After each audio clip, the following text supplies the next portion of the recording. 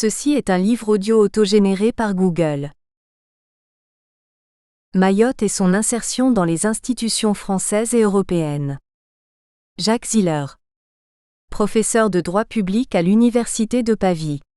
Anciennement professeur de droit public à l'Université des Antilles et de la Guyane, puis à l'Université Paris 1 Panthéon-Sorbonne.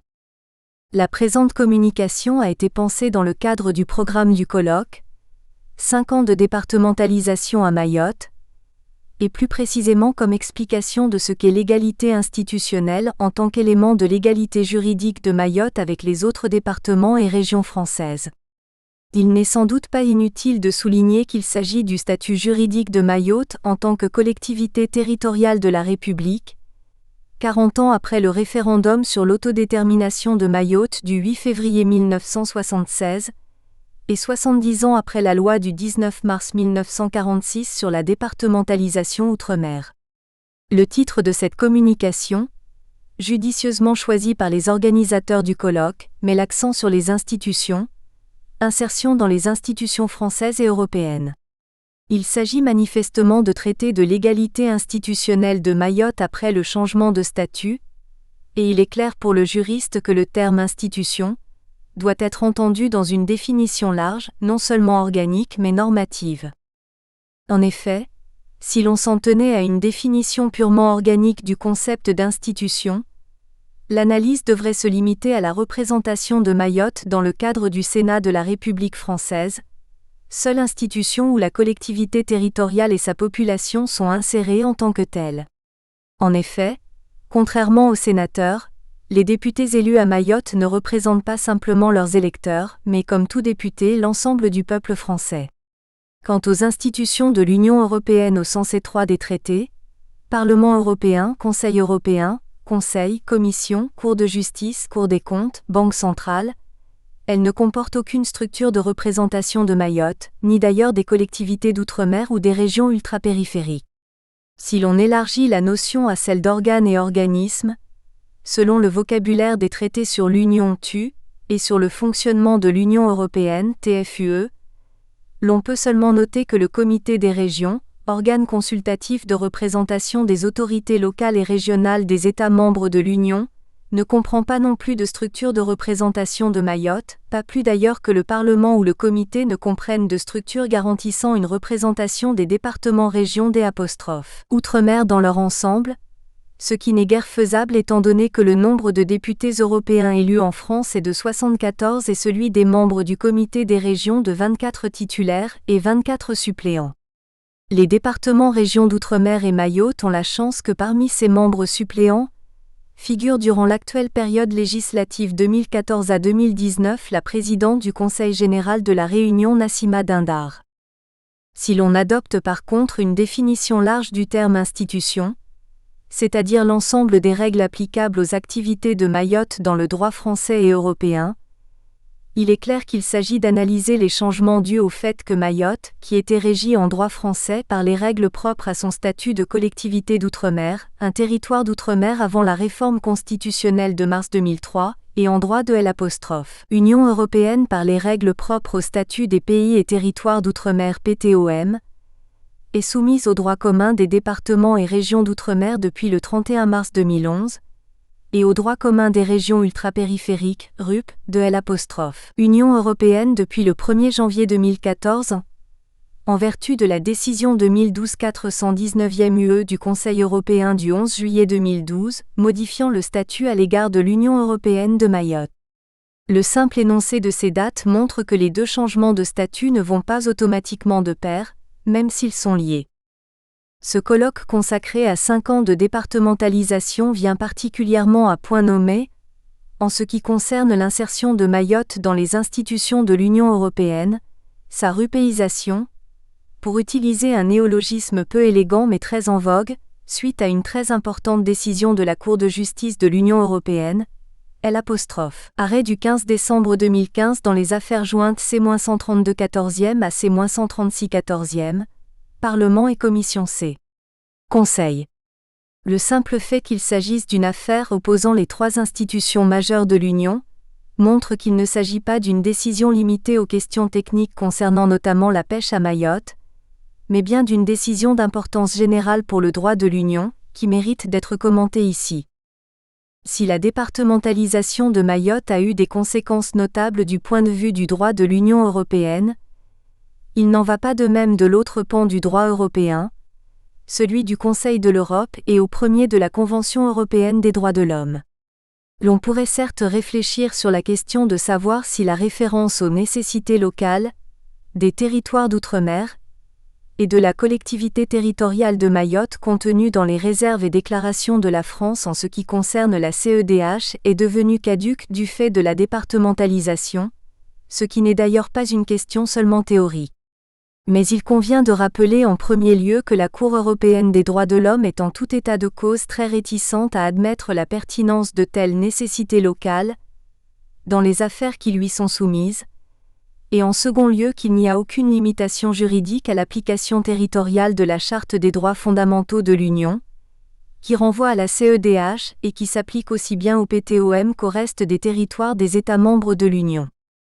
Étant donné d'une part l'intérêt de l'arrêt de décembre 2015, et d'autre part le fait que la littérature concernant le changement de statut de Mayotte en droit interne et en droit de l'Union européenne est à la fois abondante et de qualité, il me semble plus intéressant pour la contribution écrite à la publication des actes du colloque du 27 octobre 2016 de me consacrer essentiellement à la jurisprudence de la Cour de justice de l'Union européenne, après un bref rappel de ce qu'implique le passage de la situation de collectivité de l'Ar. 74 à celle de département-région de l'Ar.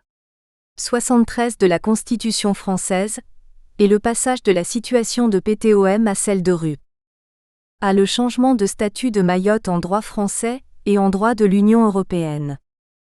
En premier lieu, il faut souligner que le changement de statut de Mayotte, peut-être plus encore que celui de Saint-Barthélemy qui l'a précédé, confirme la justesse de l'analyse selon laquelle le statut de droit interne de collectivités d'outre-mer ne préjuge pas de leur statut en droit de l'Union européenne.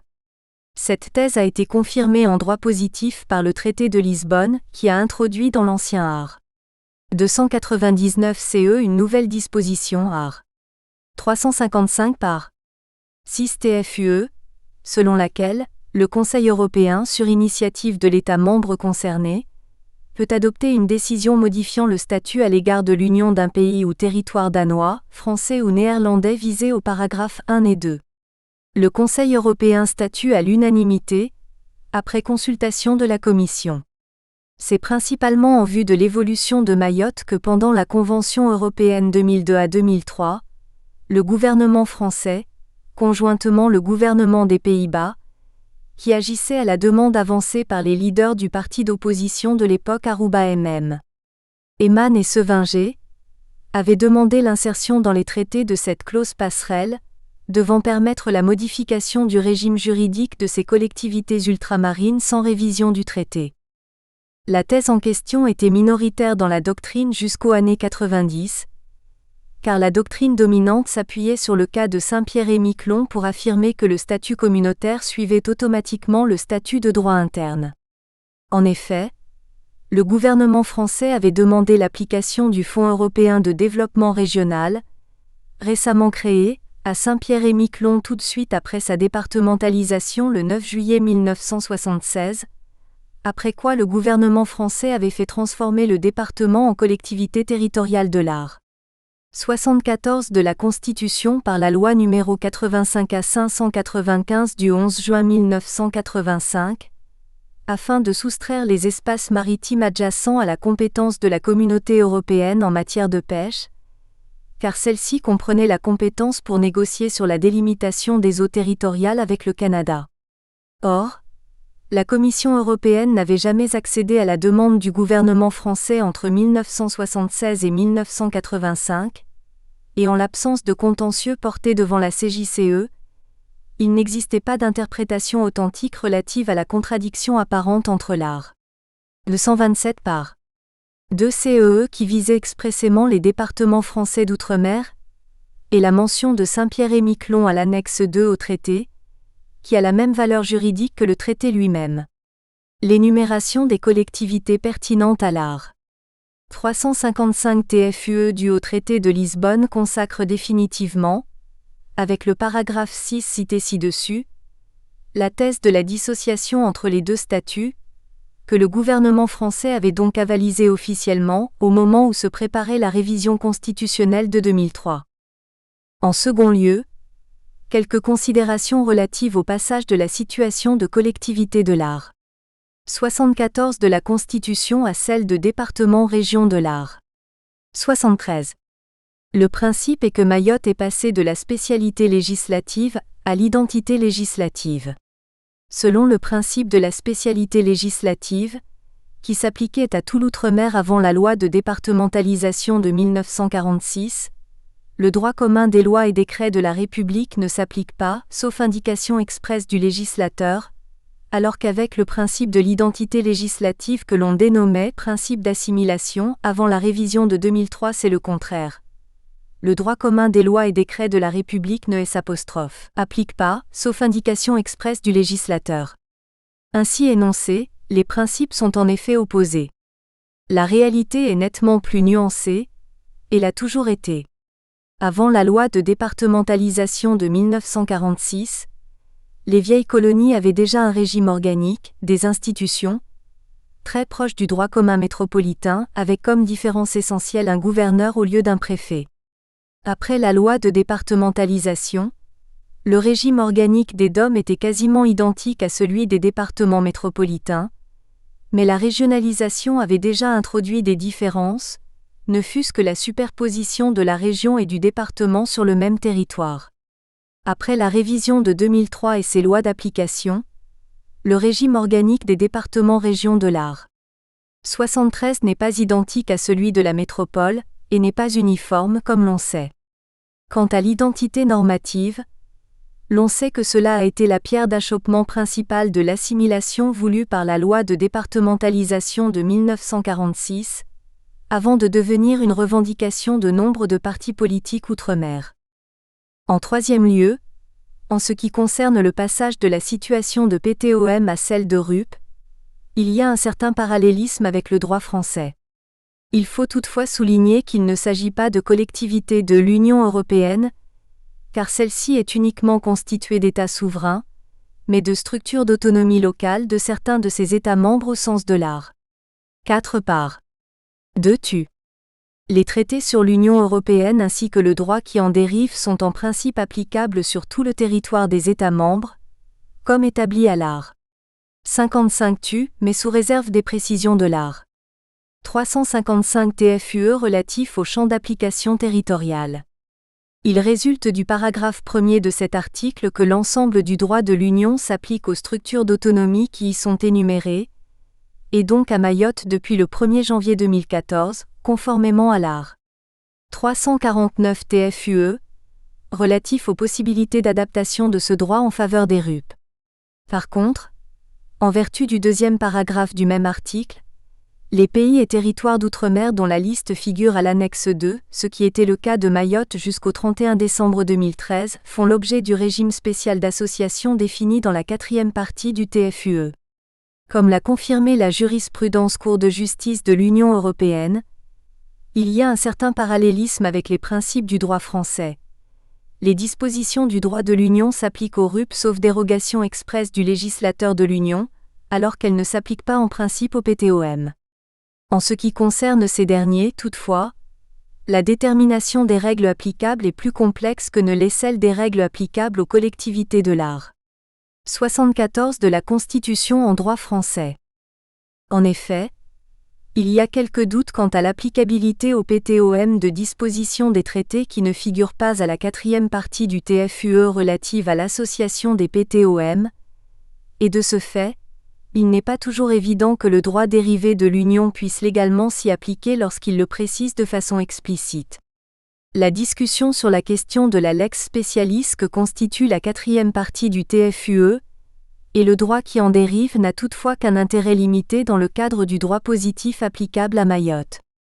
En effet, tant du point de vue quantitatif que qualitatif, les règles de droit de l'Union qui étaient déjà applicables à Mayotte avant le 1er janvier 2014 sont d'importance minime par rapport aux règles qui ne s'appliquaient pas auparavant et sont devenues applicables depuis le 1er janvier 2014. Il y a lieu de préciser qu'il s'agit des règles applicables sur le territoire de Mayotte, les eaux territoriales et le plateau continental adjacent et non des règles applicables aux personnes physiques.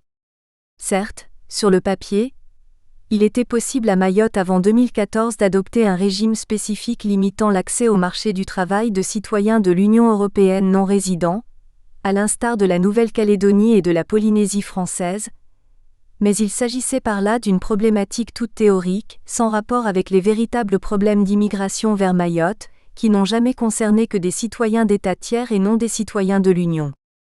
À partir du moment où un territoire d'un État membre de l'Union cesse de figurer à l'annexe 2, l'ensemble de l'acquis de l'Union s'y applique en principe.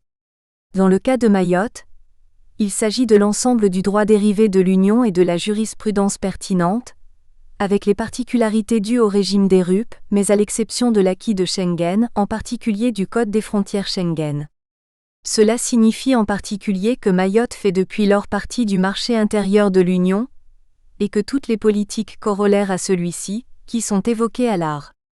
3 par 3 sur les objectifs de l'Union s'y appliquent, avec notamment un accès de plein droit au financement du budget de l'Union, en particulier aux fonds structurels. Un tel changement pourrait avoir des effets négatifs, s'il n'était pas accompagné de mesures de transition. C'est pourquoi, en même temps qu'il engageait la procédure prévue à l'art. 355 par 6 TFUE qui conduisit à la décision du Conseil européen du 11 juillet 2012, le gouvernement français entreprit les démarches nécessaires pour que la Commission propose aux législateurs de l'Union une série de mesures transitoires, reportant l'échéance de l'application à Mayotte de certaines règles du droit de l'Union. La Commission accueillit ces demandes et proposa 3 textes.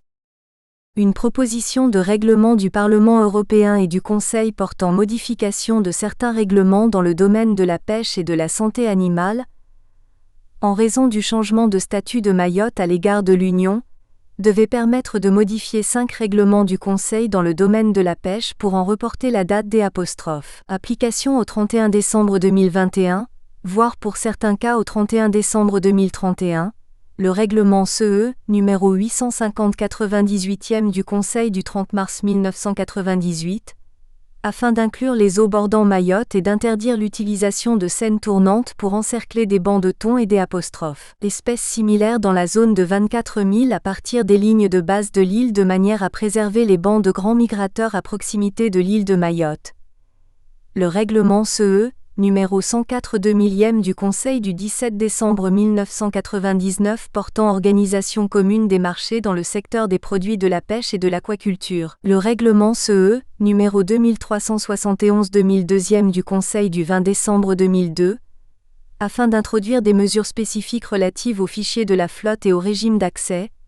Le règlement CE, numéro 639 2004e du Conseil du 30 mars 2004, afin des apostrophes. Introduire le plan de développement présenté par la France à la Commission des thons de l'océan Indien, CTOI, comme référence en ce qui concerne la capacité de la flotte immatriculée dans les ports de Mayotte, et afin d'autoriser la France à étoffer sa flotte jusqu'au niveau correspondant aux objectifs du dit plan de développement. Le règlement CE, numéro 1224 2009e du Conseil du 20 novembre 2009, pour prévoir des mesures transitoires et des dérogations temporaires en ce qui concerne certaines règles relatives au contrôle des navires de pêche, afin de leur permettre de se conformer progressivement à toutes les obligations et à tous les objectifs de l'Union en matière de contrôle prévus dans le dit règlement. Le règlement CE numéro 1069 2009e du Parlement européen et du Conseil du 21 octobre 2009, afin d'octroyer à la France une période transitoire de 5 ans en ce qui concerne Mayotte, pour lui permettre d'établir l'infrastructure nécessaire au recensement, à la manipulation, au transport, au traitement et à l'élimination des sous-produits animaux. Une proposition de directive du Parlement européen et du Conseil modifiant certaines directives dans les domaines de l'environnement, de l'agriculture, de la politique sociale et de la santé publique en raison du changement de statut de Mayotte à l'égard de l'Union, dénommée la directive horizontale dans l'affaire portée devant la Cour de justice, devait permettre de reporter l'application à Mayotte d'un certain nombre de règles contenues dans 6 directives différentes. Il s'agit de 3 directives dans le domaine de l'environnement.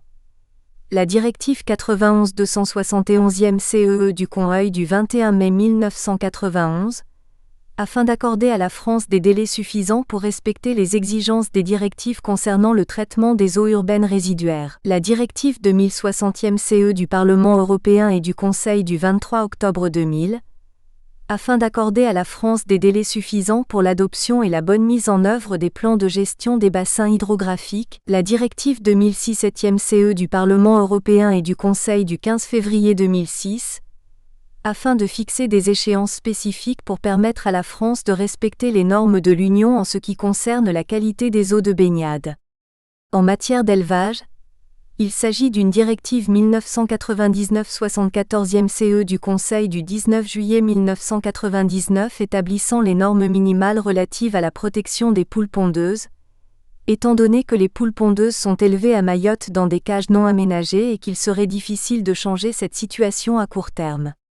Enfin, en matière de santé, il s'agit de la directive 2011/24 UE du Parlement européen et du Conseil du 9 mars 2011 relative à l'application des droits des patients en matière de soins de santé transfrontaliers, étant donné la situation actuelle à Mayotte et le nombre d'adaptations à effectuer pour transposer la directive afin de garantir la continuité des soins et l'information des patients.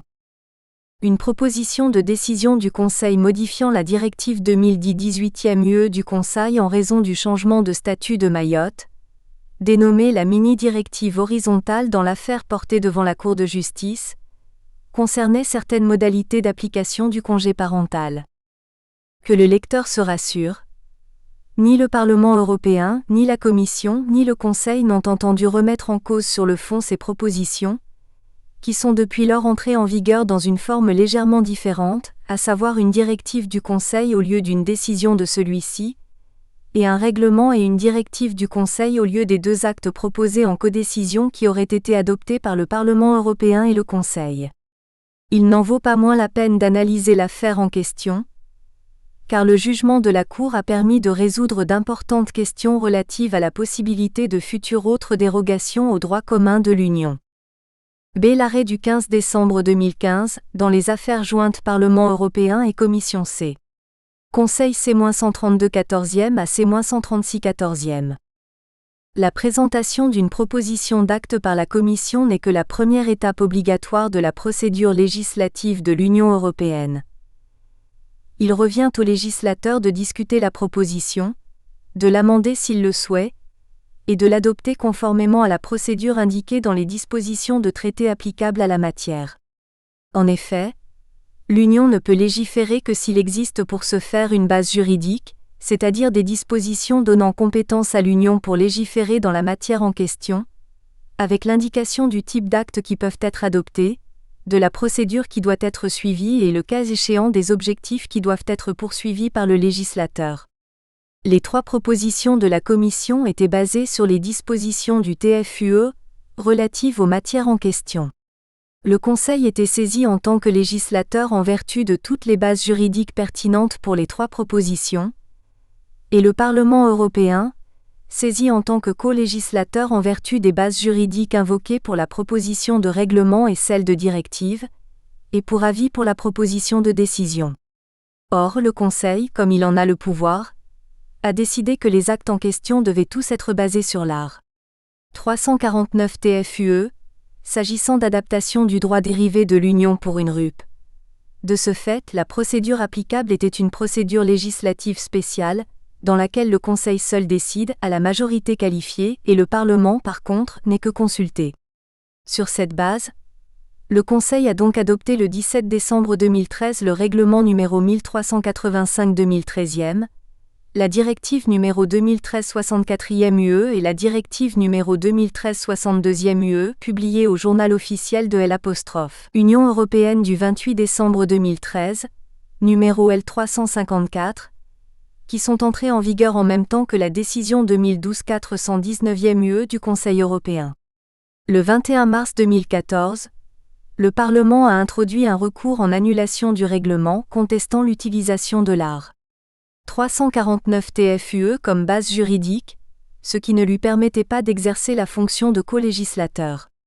Le même jour, La Commission introduisait également un recours en annulation du règlement et des 2 directives, en tant que fondé sur des bases juridiques inappropriées. L'intérêt de la Commission était en particulier de faire établir que l'art. 349 ne devait pas être utilisé pour la modification d'actes déjà existants, ce qui l'aurait également empêché à l'avenir de modifier des actes délégués ou des actes d'exécution, pour les adapter à la situation des RUP. Dans les 2 cas, il s'agissait pour les requérants d'obtenir une décision de principe seulement, car ils demandaient que la Cour maintienne les effets de ces actes jusqu'à ce qu'ils aient été remplacés par des actes adoptés selon la procédure appropriée. Les recours des 2 institutions ont été joints aux fins de la procédure écrite et orale, ainsi que de l'arrêt par décision du président de la Cour du 28 avril 2014. Le Conseil a déposé son mémoire en défense le 17 juin. Les gouvernements espagnols, français et portugais ont demandé à intervenir au soutien du Conseil, qui rejetait les arguments des requérants, et y ont été autorisés par décision du président de la Cour du 29 juillet. Les parties et les intervenants ont exposé leur position oralement, lors de l'audience du 21 avril 2015. Le 25 juin, l'avocat général Nils Wahl présentait ses conclusions. Par arrêt du 15 décembre, la Cour rejeta les recours et confirma donc la légalité du règlement et des 2 directives. L'important est bien entendu la motivation adoptée par la Cour, pour résoudre le problème qui lui était soumis. Comme le rappelait l'avocat général, par 38 de ses conclusions, comme en conviennent toutes les parties, le choix de la base juridique d'un acte de l'Union doit se fonder sur des éléments objectifs susceptibles de contrôle juridictionnel, parmi lesquels figurent notamment le but et le contenu de cet acte. Si l'examen d'un acte de l'Union démontre que ce dernier poursuit une double finalité ou qu'il a une double composante, et si l'une de celles-ci est identifiable comme étant principale ou prépondérante, tandis que l'autre n'est qu'accessoire, l'acte doit être fondé sur une seule base juridique, à savoir celle exigée par la finalité ou la composante principale ou prépondérante. À titre exceptionnel, s'il est établi que l'acte poursuit plusieurs objectifs qui sont liés d'une façon indissociable, sans que l'un soit second et indirect par rapport à l'autre, un tel acte doit être fondé sur les différentes bases juridiques correspondantes. Toutefois, le cumul de 2 bases juridiques est exclu lorsque les procédures prévues par l'une ou l'autre base juridique sont incompatibles. Ensuite, dès lors qu'il existe dans les traités une disposition plus spécifique pouvant constituer la base juridique de l'acte en cause, celui-ci doit être fondé sur cette disposition. Contrairement à ce que demandait le Parlement pour une partie des dispositions attaquées, il n'était donc pas possible de fonder le règlement à la fois sur l'art. 349 TFUE et sur les bases sectorielles pertinentes, puisque la plupart de ces dernières prévoient l'utilisation de la procédure législative ordinaire, donc la codécision du Conseil et du Parlement, contrairement à l'art. 349. Curieusement, d'ailleurs cela n'a été relevé ni par l'avocat général, ni par la Cour, qui ont seulement examiné si l'art. 349 était ou non la base juridique appropriée. Pour s'en tenir à ce qui est essentiel non seulement pour Mayotte mais également pour l'ensemble des RUP, la question à trancher était en premier lieu de savoir si l'art. 349 TFUE permet uniquement l'adoption d'actes établissant un régime juridique spécifique pour les RUP, ce qui était la thèse de la Commission qui estimait que pour modifier des actes déjà existants afin de les adapter aux nécessités des RUP, ou s'il s'agissait de la base juridique appropriée pour tous les actes de l'Union comportant une adaptation à ces nécessités. Le Parlement de son côté estimait que l'art. 349 était la base juridique appropriée, mais seulement pour des dérogations transitoires, pas pour des dérogations permanentes. La Cour a donné tort à la Commission et au Parlement sur ces 2 questions. Au par. 79, l'arrêt précise en effet, contrairement à ce que prétend la Commission, l'art. 349 TFUE habilite le Conseil à arrêter des mesures spécifiques visant à fixer les conditions de l'application à ces régions non seulement des dispositions des traités, mais également de celles de droit dérivé. Au par. 81. La Cour précise également que en ce qui concerne l'argumentation du Parlement selon laquelle l'art. 349 TFUE n'habiliterait pas le Conseil à arrêter des mesures ayant pour seul objet d'ajourner l'application à des régions ultrapériphériques de certaines dispositions du droit de l'Union. Force est de constater que cet article ne restreint pas le pouvoir décisionnel du Conseil à une catégorie particulière de mesures. Cela qui va, on le notera, au-delà de la simple différence entre mesures temporaires et mesures permanentes, pour lesquelles la Cour précise au par. 84. Une telle limitation serait également contraire aux objectifs poursuivis par l'art. 349 TFUE. Dès lors que rien ne permet d'exclure qu'un report dans le temps de la pleine applicabilité d'une disposition du droit de l'Union puisse s'avérer comme étant la mesure la plus apte à tenir compte de la situation économique et sociale structurelle d'une région ultrapériphérique. Il est donc désormais établi que toutes les adaptations du droit de l'Union aux conditions particulières des RUP doivent être basées sur l'art. 349 et la procédure législative spéciale établie par celui-ci. La deuxième question, qui n'était pas soulevée expressément en l'espèce par les requérants, puisque ceux-ci estimaient que les mesures étaient fondées, mais seulement adoptées sur une base inadéquate, était de savoir quel type de contrôle la Cour exercerait sur l'application par le législateur de l'art. 349 TFUE. Tant l'avocat général que la Cour elle-même ont pris la peine d'expliquer que l'art. 349 n'offrait pas un blanc-seing au législateur, et qu'au contraire, la justification des éventuelles adaptations et dérogations adoptées par le législateur au droit de l'Union en faveur des RUP était soumise au contrôle juridictionnel. La Cour rappelle en effet par 86 qu'il convient d'examiner si les actes attaqués répondent aux exigences énoncées au point 67 à 69 du présent arrêt. La Cour relève que les facteurs énoncés à l'art. 349 par 1 TFUE, l'éloignement, l'insularité, leur faible superficie, le relief et le climat difficile, leur dépendance économique vis-à-vis d'un petit nombre de produits, facteurs dont la permanence et la combinaison nuisent gravement à leur développement, sont présentés par cette disposition comme des éléments d'aggravation de la situation économique et sociale structurelle des régions ultrapériphériques que le Conseil doit prendre en considération en vertu de l'art. 349, troisième alinéa TFUE, lors de l'adoption des mesures spécifiques, par 68 de l'arrêt. La Cour en conclut que le Conseil doit être en mesure de présenter des éléments établissant un lien de rattachement de la mesure spécifique envisagée avec des caractéristiques et contraintes particulières de la région ultrapériphérique en cause, par 69. Il convient de noter que la Cour a précisé auparavant que le Parlement n'est pas fondé à soutenir que toute mesure spécifique, au sens de l'art. 349 TFUE, doit être justifiée non seulement par la situation économique et sociale structurelle de la région ultrapériphérique concernée, mais aussi par l'existence de l'un au moins des facteurs énumérés limitativement à l'art. 349.